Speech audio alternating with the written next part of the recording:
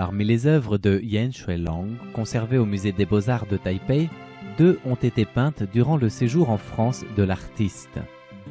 L'une s'intitule Parc Montsouris, datant de 1931.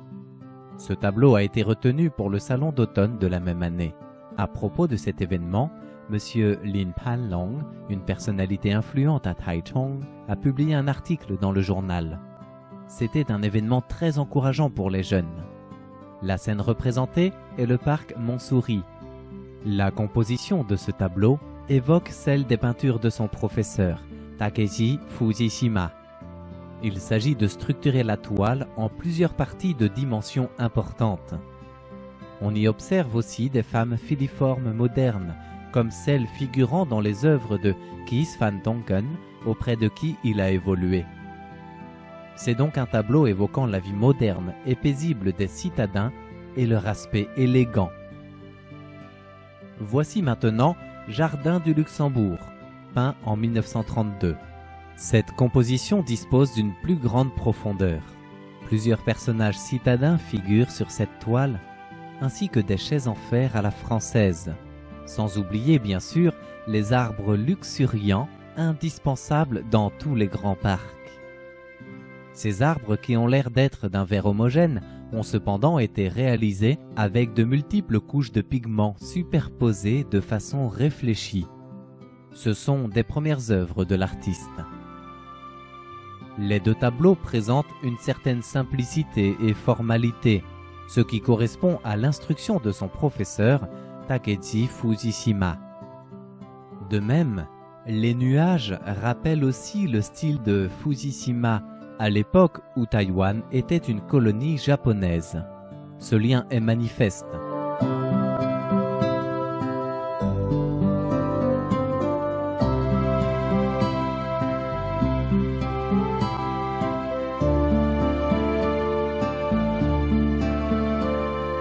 Voici une autre œuvre conservée au musée des Beaux-Arts de Taipei, datant de la dernière période de Yan Shuilong. Intitulée Jeune fille Rukai, cette peinture a été reproduite sur un timbre.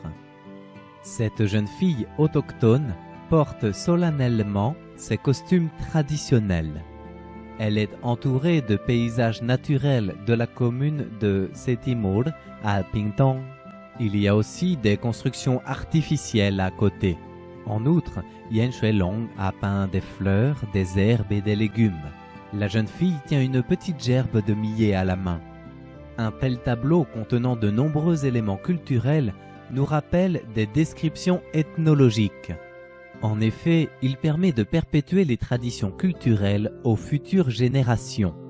Le peintre se devait d'assumer cette tâche. En fait, beaucoup de ses amis faisaient des recherches poussées sur les cultures autochtones de Taïwan.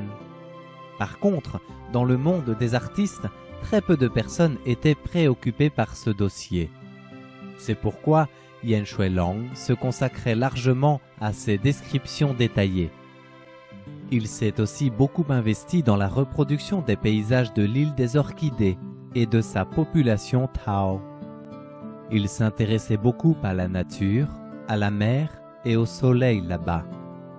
Il pensait que le soleil est particulièrement important et estimait qu'il en bénéficiait considérablement. Par ailleurs, dans son esprit, il était bénéficiaire de la société et devait se donner en retour à la société. Il était convaincu que le soleil, qui fait partie des puissances de la nature, était très généreux avec lui, mais aussi avec tout Taïwan dans un don sans réserve. C'est pourquoi Yan Shuilong s'est appliqué à peindre le soleil couchant dans ce tableau. Ce paysage est très touchant, surtout pour ceux qui ont déjà assisté au vrai coucher de soleil au-dessus de la mer. Nul besoin de mots pour décrire cette beauté naturelle et cette fusion de l'homme dans la nature pour en faire une seule et même unité. Cet esprit et ce sentiment y sont bien exprimés. Pour ce qui est des pirogues, objet très symbolique de l'île des Orchidées, Yan Shuilong les a peintes d'un œil anthropologue en mettant en valeur les lignes de ces embarcations bien profilées. Leurs courbes sont incontestablement jolies. Les pirogues ainsi mises en relief sont en contraste avec la mer et le ciel plat à l'arrière-plan, de même qu'avec les cailloux par terre assez aplatis. Il y a aussi des cactus, un sujet prisé du peintre et qui est suggestif.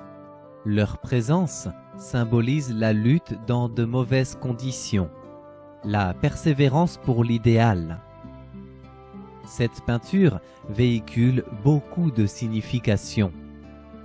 Très intéressé par l'île des orchidées, Yen Shuilong en a aussi peint un paysage sur une grande jarre en 1984.